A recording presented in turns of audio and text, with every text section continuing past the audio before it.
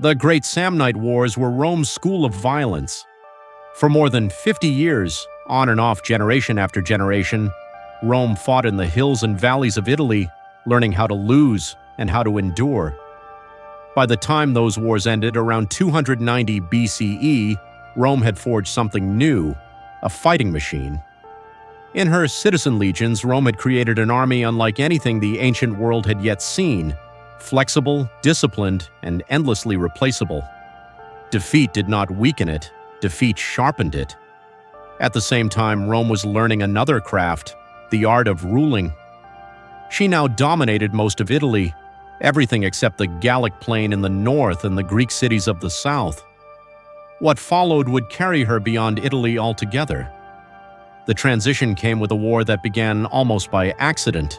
One summer day in 282 BCE, the people of Tarentum sat in their open-air theater watching a tragedy. Behind the stage lay the blue waters of the sea, and there, drifting into their harbor, they saw Roman ships. The Romans had violated an old treaty. The ships were on a peaceful mission, but the crowd did not care. Fury swept the theater. The mob rushed to the docks. Sailors were slaughtered or enslaved. The Roman admiral was killed. The Senate in Rome responded calmly, even generously. Tarentum did not. Instead, the city called for a champion. They summoned Pyrrhus, king of Epirus, young, brilliant, ambitious, and determined to rival Alexander the Great. He arrived in Italy with a professional army, phalanxes of hardened infantry, skilled cavalry, archers, slingers, and something the Romans had never seen before: elephants. At Heraclea, Pyrrhus won a bloody victory. The elephants smashed through Roman lines. Horses panicked. Soldiers fled. The Romans called the beasts Lucanian cows and snake hands, struggling even to name them. But the lesson was learned quickly. The next time the Romans faced elephants, they brought fire, machines, and ingenuity. When one tactic failed, they invented another. That was Rome's genius. Pyrrhus won battles, but every victory cost him men he could not replace. Rome, by contrast, simply raised new armies. Citizens seemed to spring from the soil. When Pyrrhus marched off to Sicily, his position collapsed behind him. His allies were unreliable. His army dwindled.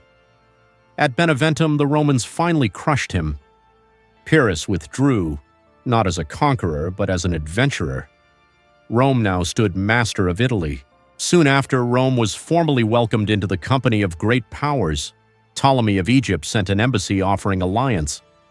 Then came a pause, 11 years of uneasy peace, and then war with Carthage. Rome entered this conflict with no grand strategy, no long-term vision. She stumbled into empire the way she stumbled into everything else, one responsibility at a time. The excuse was Sicily. The reality was conquest. The First Punic War dragged on for more than 20 years. Rome had almost no experience at sea.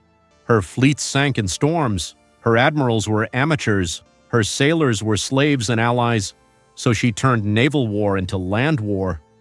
Roman ships grappled enemy vessels, pulled them close, and sent legionaries charging across wooden bridges to fight hand-to-hand. Crude, inelegant, effective. Rome lost fleets. She built new ones, again and again. At last, Carthage yielded. Sicily fell into Roman hands. Rome had crossed a line. Peace proved temporary. Rome seized Sardinia and Corsica while Carthage struggled with rebellion. She intervened in Illyria to suppress piracy. She crushed the Gauls of the north in savage campaigns, burying enemies alive in ritual desperation, and then slaughtering them in open war. By the end of it, the Italian peninsula was hers. This no longer looked accidental. The Second Punic War changed everything. This time, Carthage struck first, led by the Barca family, and by one man above all others, Hannibal. Hannibal was a commander of rare brilliance. He spoke Greek and Latin. He understood his enemies. He could hold together reluctant allies through sheer force of personality. He marched an army across the Alps. Then he destroyed Roman armies again and again, at the Trebia, at Lake Trasimene, at Cannae, disasters without precedent. Yet Rome did not collapse. She did not sue for peace. She did not negotiate. She did not panic. She raised more armies. She fought on multiple fronts at once: Spain, Sicily, Greece, Italy. Even after Cannae, one of the worst defeats in military history, the Senate thanked the defeated consul for not despairing of the Republic. That moment tells us everything. Rome could be beaten, she could not be broken. Hannibal waited in Italy for allies who never truly came. Rome's system of rule, harsh in war, generous in peace, had worked. Her subjects did not revolt. Slowly, relentlessly, Rome recovered, and in the end, Carthage lost. Rome did not conquer like the Greeks. She absorbed. She divided her enemies, bound them with treaties, offered partial citizenship, planted colonies, and made every road lead back to herself. No sudden empire, just inevitability. By the end of these wars, Rome was no longer a city. She was a system, and the Mediterranean world would never escape it. Rome owed something, no doubt, to the cautious tactics of Quintus Fabius Maximus, but not nearly as much as her poets and orators later claimed. Fabius did not defeat Hannibal. What he did was buy Rome something far more valuable than victory: time. Time to grow accustomed to the presence of the invader. Time to recover from the terror of disaster. Time to learn. For the Romans had never before faced a commander like Hannibal. Pyrrhus had been clever, brilliant even, within the narrow limits of Greek warfare. He had learned to copy Roman methods. He had adapted. Hannibal was something else entirely. He was not merely a strategist, he was a psychologist. He understood when a Roman general would be rash and when he would hesitate. He knew their habits, their pride, their weaknesses. He had spies everywhere. When they were not enough, he scouted himself, disguised, unseen. Scouting was an art the Romans had yet to master. At Lake Trasimene, they marched straight into one of the most obvious death traps nature could devise, hemmed in by hills with water at their backs and Hannibal waiting in the fog. It was slaughter, yet Rome learned. She always did. As the war dragged on, something unexpected happened. The citizen armies of Rome, amateurs fighting for their homeland, grew tougher, smarter, and more disciplined. Hannibal's hired professionals, by contrast, slowly declined. His victories followed a simple, deadly pattern. A deliberately weak center drew the Roman legions forward. They pressed in, deep, confident, relentless. Then the strong wings closed in from both sides and finally from behind. At Cannae, the trap snapped shut. In his Numidian cavalry, Hannibal possessed the finest light horsemen Europe had yet seen, fast, fearless, and perfectly suited to his method of war. For a time, everything went his way. Italians defected, Greek cities wavered, Gauls flocked to his banners. Rome stood on the edge of despair. Even the gods seemed afraid. Statues were said to sweat blood. Two-headed lambs were born. Cows in Apulia spoke with human voices. Omens piled upon omens, each more dreadful than the last. But the city did not break. The Senate did not yield. Slowly, as years passed, Hannibal began to understand the truth. His cause was lost. Rome's Latin allies remained loyal. Sicily was held. And across the sea, a young and daring commander, Scipio, was carving Carthaginian power out of Spain. The reinforcements Hannibal needed were being cut off. Worse still, Carthage herself failed him. The merchant aristocracy, jealous and timid, mistrusted their greatest general. Aid came late, grudgingly, if it came at all. At last, a Punic army from Spain did manage to break through toward Italy. It never reached him. At the river Metaurus, the Roman consul Nero intercepted it just before the junction could be made. The battle was decisive, and Hannibal learned of it in the most brutal way imaginable. The Romans hurled over the rampart into his camp the severed, bleeding head of the defeated commander, his brother Hasdrubal. In that moment, the war was decided. Rome had endured, and endurance, more than genius, was her greatest weapon. The year was 207 BC. Within a single year, the balance of the war began to shift. In 206, Scipio won a decisive victory in Spain. In 205, he carried the war across the sea, launching a daring counter-invasion on the coast of Carthage itself. It was, by his own admission, no great army, a forlorn hope of volunteers, disrated companies, men with little to lose. Yet it was enough.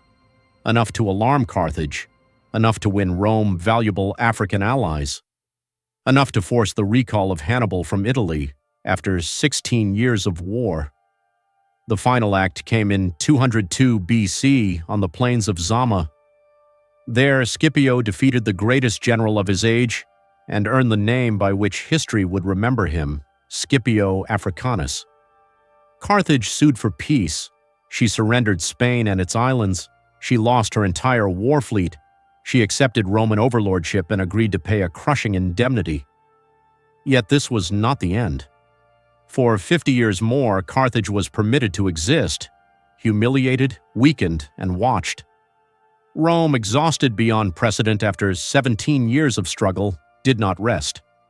In the very year after peace was signed, she went back to war. The Gauls of the north revolted, sacked Piacenza, and laid siege to Cremona.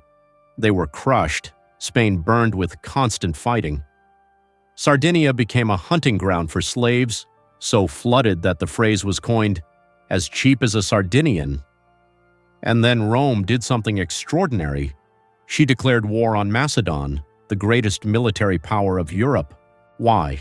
Not greed, not commerce, not grand design. Rome was not yet a nation of merchants or economists. Even when she later seized Macedonian gold mines, she shut them down, unable to manage them. The truth was simpler. Rome was a fighting people. From her earliest days, she had lived by the rhythm of the annual campaign. Peace was not a condition to be preserved. It was an interval between wars. As William James would later write, "People want war, they want it for itself." That was Rome. Her statesmen did not ask whether to fight, only whom. Against Philip of Macedon, Rome found herself allied with the most respectable powers of the Greek world: Rhodes, Pergamum, Athens, Egypt. And when Philip was defeated at Cynocephalae, Rome did something unexpected. She annexed nothing. Her general Flamininus proclaimed the freedom of Greece and withdrew. The Romans had stepped into a civilization older and richer than their own, a world of temples and theaters, athletes and philosophers, art and argument. They returned changed. They had glimpsed a life beyond war, but history would not let them stop. Next came Antiochus of Syria, the self-styled King of Kings. His crime was not only ambition, but hospitality. He had given refuge to Hannibal, Rome's most feared enemy. Had Antiochus given Hannibal command, the world might have turned out differently. Instead, at Magnesia, the vast armies of the East were broken by Roman discipline. Again, Rome annexed nothing, though she took a fortune in indemnities. By now, without intending it, she ruled the Mediterranean, not by provinces, but by suzerainty. Kings and cities became clients: Macedon, Syria, Egypt, Pergamum, Rhodes, Athens. Rome was now the policeman of the known world, and it was unbearable. Embassies poured in, complaints, disputes, bribes, sophistries. In the West, provinces; in the East, allies. At last, annexation became unavoidable. Macedon rebelled, once, then again. Greece followed. There was no choice left. A permanent army was sent, a permanent general appointed. Macedon became a province, and in 146 BC, as a warning to all, Corinth, rich, proud, and defiant, was destroyed. Rome had not planned an empire. She had stumbled into one, and now there was no turning back. In the same year, Carthage came to its end. For 50 years, the city had known nothing but trouble. Rome had left her broken after defeat, exposed to hostile African neighbors, and yet refused every plea that Carthage made to defend herself.